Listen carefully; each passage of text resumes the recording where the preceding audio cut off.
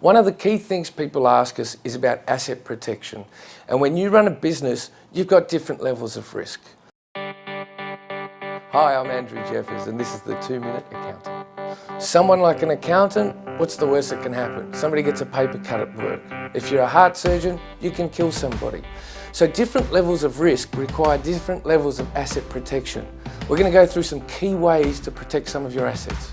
The first way to keep your assets clear is to have them in other people's names. Now that sounds great, doesn't it? But do you trust a family member to own your house? Do you trust a best mate to own one of your investment properties? The answer is probably no. But the point is, if you don't have something in your name and you don't have legal title to it, then nobody can actually take it from you.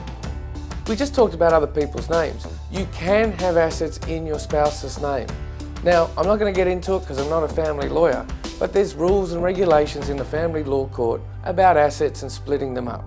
So if my house is in my wife's name and I get sued personally, then they can't go after the house. There are exemptions for stamp duty, because we all know when we sell an asset like a house, we have to pay stamp duty. If you transfer your house from yourself to your spouse, there are privileges which reduce the amount of stamp duty you pay to actually zero.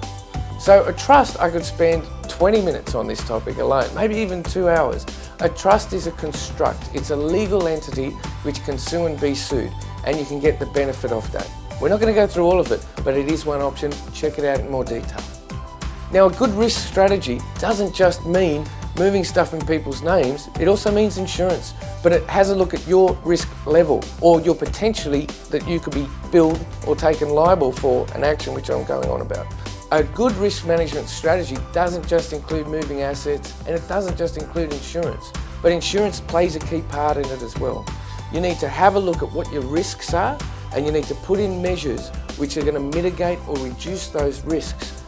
Evenly spread out your risks among your different asset areas.